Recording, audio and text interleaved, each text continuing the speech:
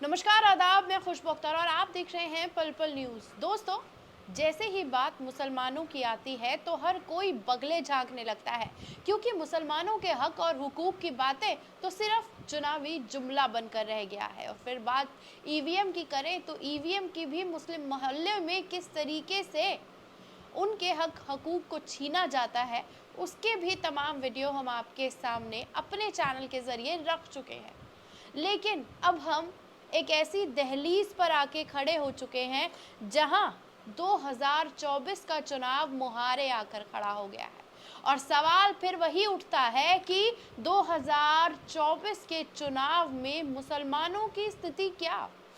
मुसलमानों को कैसे देखना और समझना चाहिए इस चुनाव को, इस पर बात होना ज़रूरी हो जाता है। क्योंकि उत्तर प्रदेश की तरफ जब हम देखते हैं तो हम देखते हैं मायावती का साफ तौर पर मुस्लिम प्रेम, क्योंकि बहन जी जब पूरा का पूरा सिनेरियो अगर सालों साल देखे तो वो पूरी तरीके से अपनी दिशा और दशा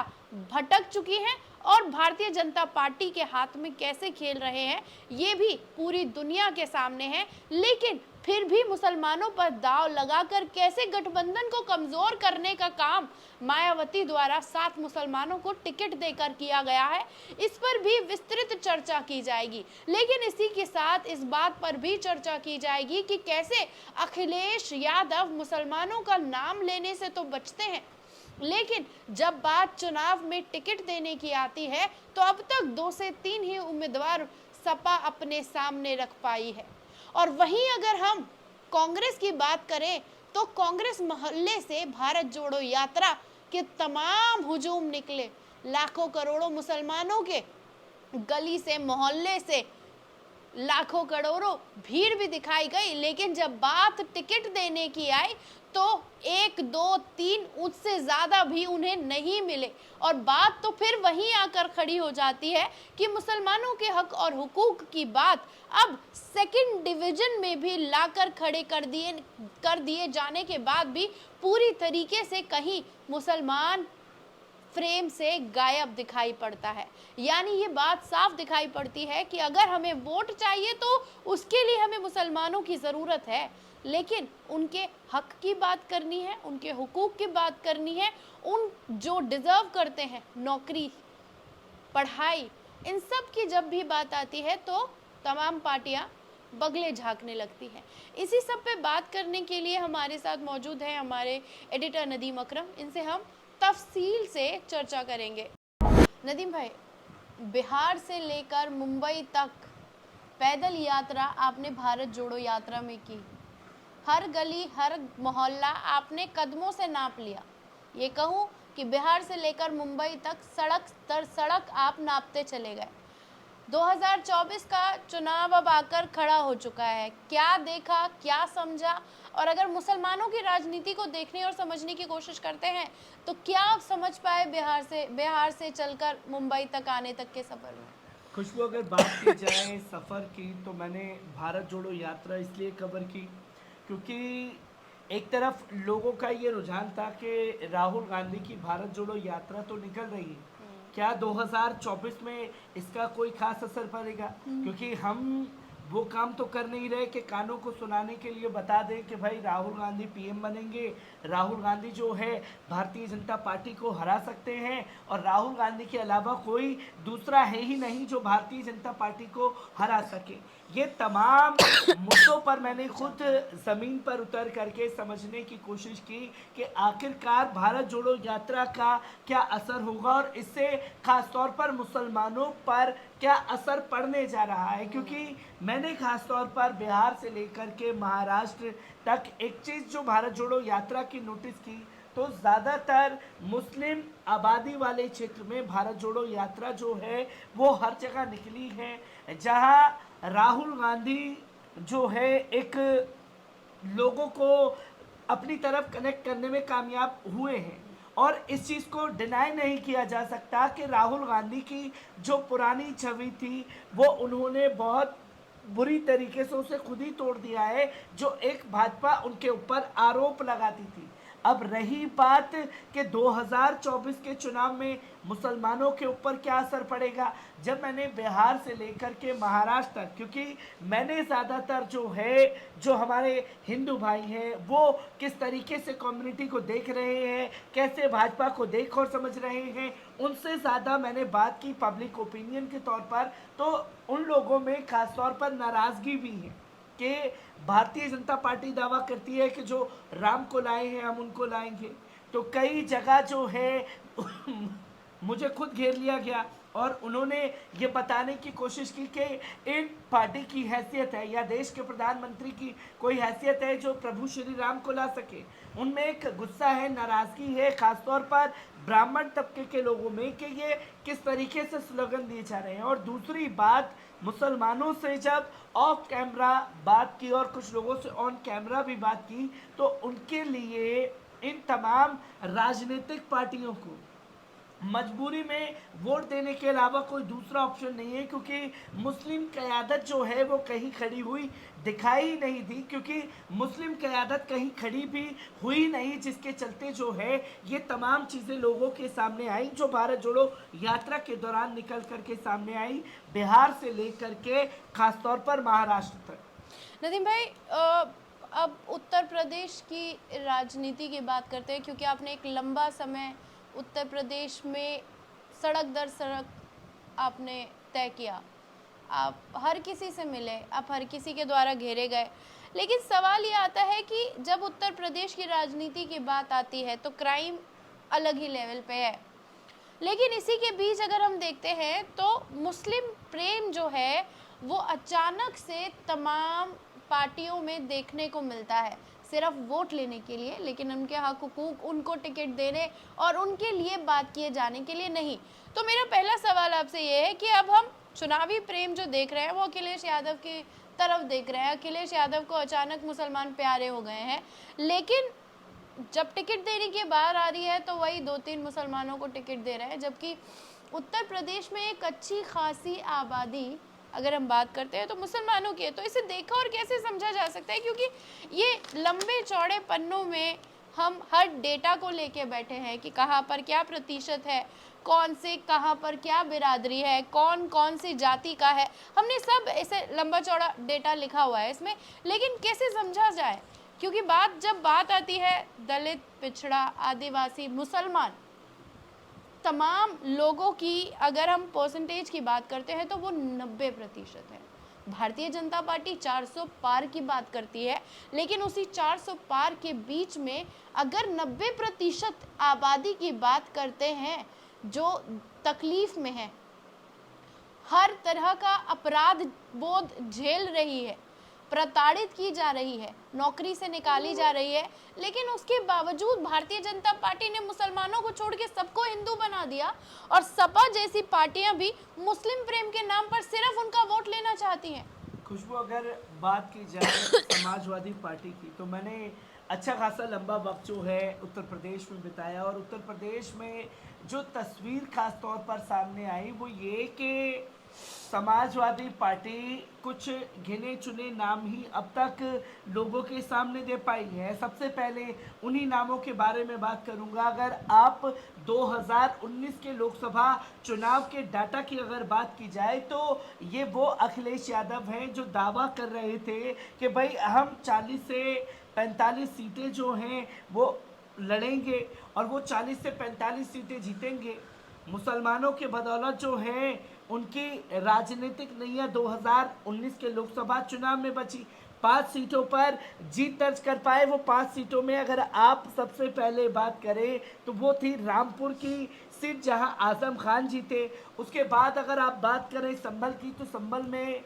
शफीकुल रहमान बर्क साहब, उनके दम पर पार्टी जीती। और यही आप बात करें मुरादाबाद की तो एसी हसन साहब जो है चुनावी मैदान में जीते। और अब बात की जाए आजमगढ़ और मैनपुरी की, जहां कम्युनिटी मिक्स थी, जहां सबसे ज़्यादा मुस्लिम कॉन्स्टिट्यूंसी है, वहां पर आपने उम्मीदवार दिए और आप वहां पर जीते भी। अब 2024 का चुनाव जो है वो बिल्कुल बदला बदला नजर आ रहा है, जहां अब तक सिर्फ 4 उम्मीदवार ही समाजवादी पार्टी को मिल चुके हैं। और सबसे पहला नाम अगर मैं लेना चाहूं तो अफजाल अंसारी साहब को इन्होंने टिकट दिया गाजीपुर से। वो अफजाल अंसारी साहब जो 2019 के लोकसभा चुनाव में समाजवादी पार्टी के साथ चले गए थे, पर समाजवादी पार्टी के अखिलेश यादव में एक सनक थी कि भाई हम माफियाओं को अपने साथ नहीं जोड़ेंगे, हम जो है इनको अपने साथ नहीं रखेंगे। पर आज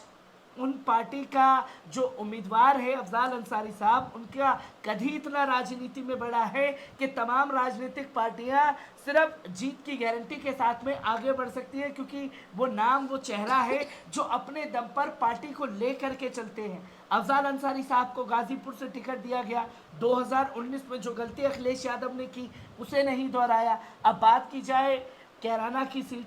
कैराना में इकरा हसन का दबदबा अच्छा खासा है, वोटरों से लगातार मिल रही हैं और एक जो प्यार है और लोग ये देख रहे हैं कि भाई एक पढ़ा लिखा बच्चा जो है हमारे बीच से गया, बाहर पढ़ाई उसने की और अब हमारी राजनीति को वो बखूबी पार्लियामेंट के अंदर रख सकता है, क्योंकि बोलने वाले लोग चाहिए। तो वो लगातार बोलने का काम, लोगों से मिलने का काम इकरा हसन कर रही हैं। अब बीते बची 2 सीटें, रामपुर में अभी भी असमंजस है। रामपुर में जाकर के अखिलेश यादव सीतापुर जेल में आजम खान साहब से मिलते हैं। अखिलेश यादव इस बीते 4-5 सालों में कितनी बार सीतापुर जेल गए,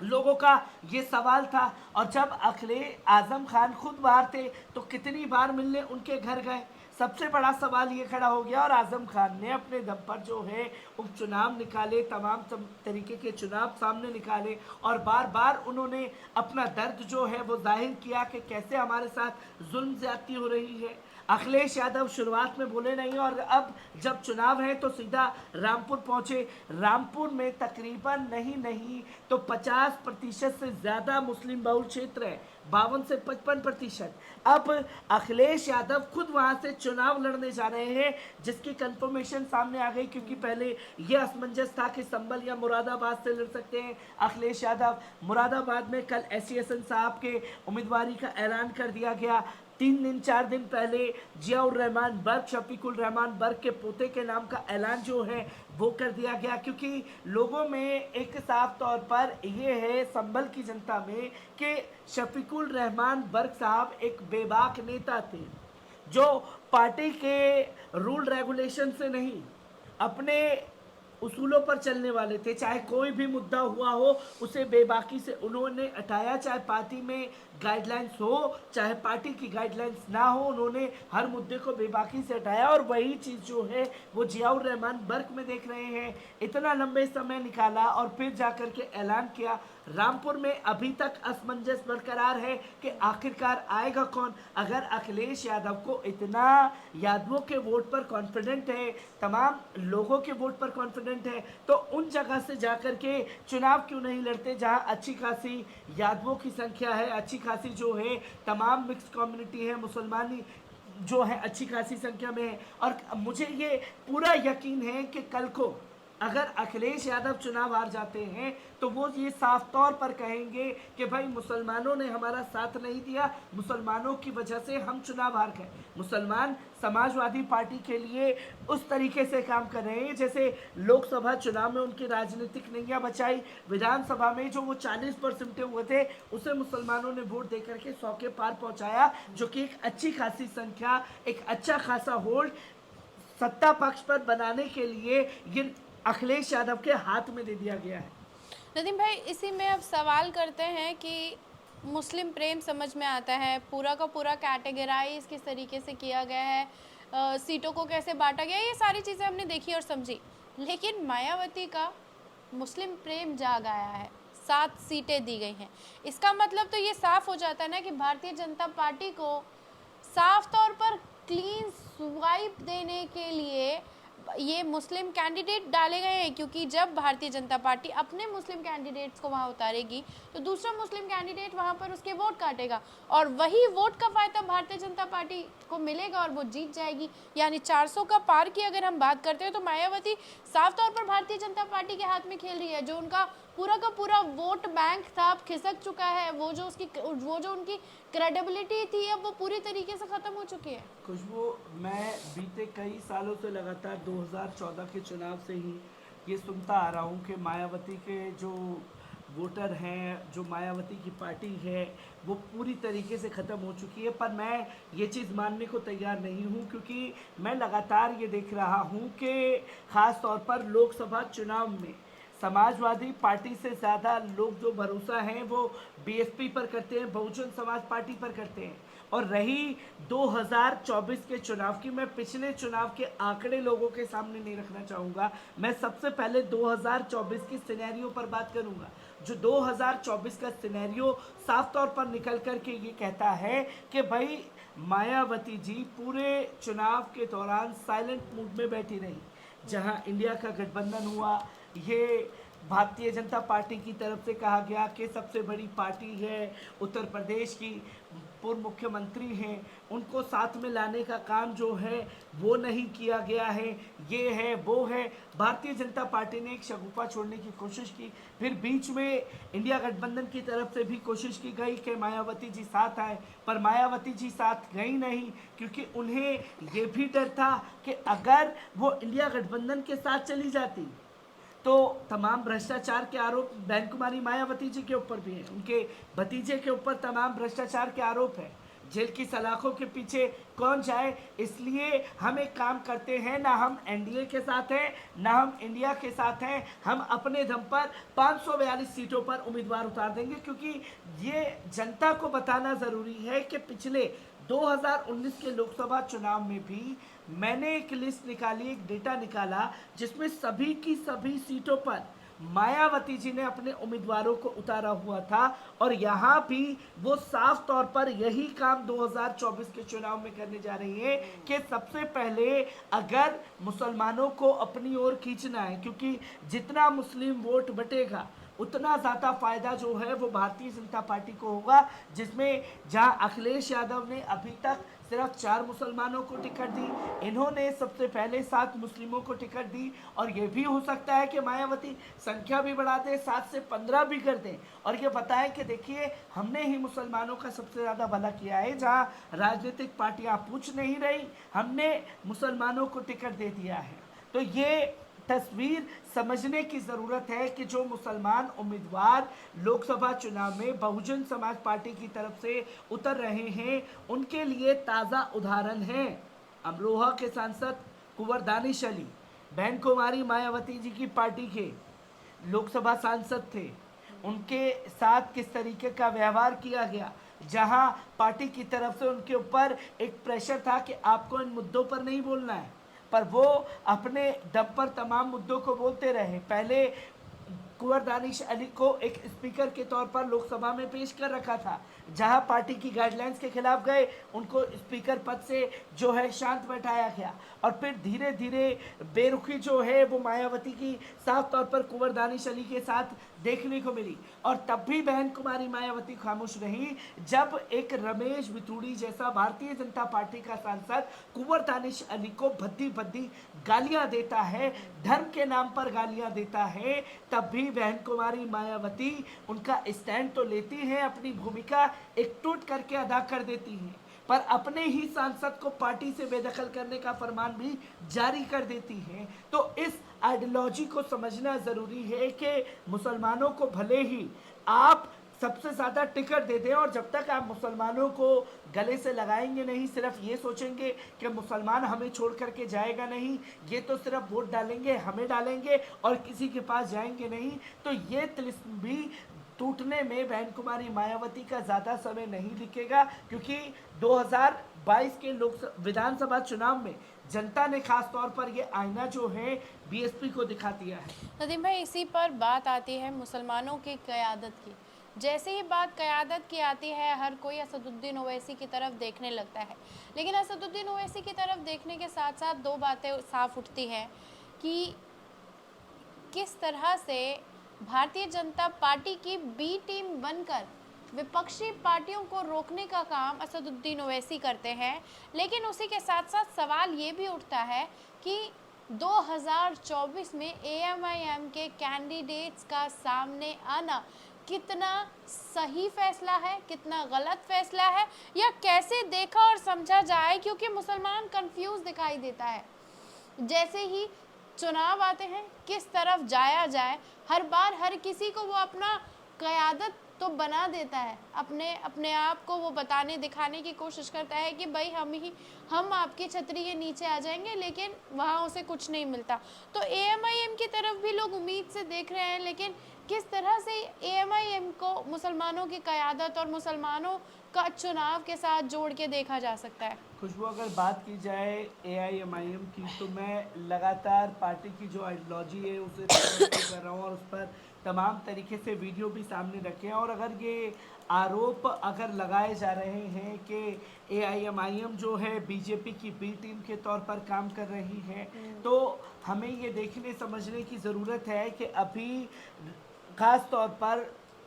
अगर बात की जाए राज्यसभा सांसदों के चुनावों का ऐलान होता है, उसमें राज्यसभा उम्मीदवार जो हैं घोषित कर दिए जाते हैं। उसमें साफ तौर पर भारतीय जनता पार्टी और सपा के बीच में मुकाबला होता है। उनके विधायक जो हैं वो वोट देते और उसके बाद में अखिलेश यादव के उम्मीदवार जो हैं जीत करके राज्यसभा में पहुंच जाते। हमने साफ तौर पर देखा कि समाजवादी पार्टी के 1-2 नहीं बल्कि 7 से ज़्यादा विधायक जो हैं वो वोट करते हैं भारतीय जनता पार्टी के उम्मीदवार के लिए, जिसमें इस पहलू को समझना ज़रूरी है कि कब कौन कहां से दल बदल दे, इसका किसी को कोई अंदाज़ा नहीं है। पर एक मुस्लिम पार्टी है, दाढ़ी टोपी है, तो आपके लिए सुनहरा अवसर है कि आप उनके ऊपर आरोप लगा दें कि भैया ये बीजेपी की बी टीम है, ये बीजेपी के इशारों पर काम कर रही है। तो हमें ये भी देखने की ज़रूरत है बहुजन समाज पार्टी क्या कर रही है, किस तरीके से फ़ायदा भारतीय जनता पार्टी को पहुंचा रही है। अगर आप इतने बड़े खिलाड़ी थे, गठबंधन में आते और जितनी सीटों पर आप लड़ना चाह रहे थे उतनी सीटों पर लड़ते, और फिर एक मैसेज चला जाता कि देखिए आप सब भाजपा को रोकने का काम कर रहे हैं, पर असल में भाजपा को रोकने का काम नहीं किया जा रहा है। एक दूसरे की जड़ें काट करके भाजपा को फायदा पहुंचाने का काम जो है वो तमाम राजनीतिक पार्टियां कर रही हैं। पर सारा का सारा ठीकरा अगर किसी के ऊपर फोड़ना है तो वो एक सॉफ्ट कॉर्नर है कि एआईएमआईएम को ही कसूरवार बता दो और बोल दो कि भैया इसकी वजह से जो है हम चुनाव हार गए। अब मुझे ये देखना है कि तकरीबन ऐलान बड़े बड़े बैरिस्टर साहब की तरफ से चुनाव से पहले कर दिए जाते हैं, और अगर चुनावी मैदान में उतरते हैं 10-20 पार्टी पर उतरते हैं, आप तो 60-60 70-70 सीटों पर लड़ते हैं, वो 10, 5 या 20 या 2 या 3 पर चुनाव लड़ते हैं। 2-3 के रिजल्ट उठा दो तो ये राजनीतिक पार्टियां तब क्यों नहीं कहती कि भैया हम यहाँ पर भाजपा को हराने में नाकामयाब क्यों रहे, वहाँ तो बैरिस्टर असदुद्दीन ओवैसी की पार्टी लड़ नहीं रही थी। इस पहलू को कंफ्यूज करके ये बताने की कोशिश कर दी जाती है कि साहब इन्होंने ऐलान कर दिया था इसलिए हम चुनाव हार गए, पर अपनी जो ज़मीन पर कार्रवाई थी उस पर बात करने से ये तमाम राजनीतिक पार्टियां बचेंगी। और 2024 का चुनाव अगर कोई राजनीतिक पार्टी हारती है तो आप यही देखते रहिएगा कि यही लोग आरोप लगाएंगे मुसलमानों ने वोट नहीं दिया, ओवैसी की पार्टी आ गई थी इसलिए हम जो है चुनाव हारते हैं।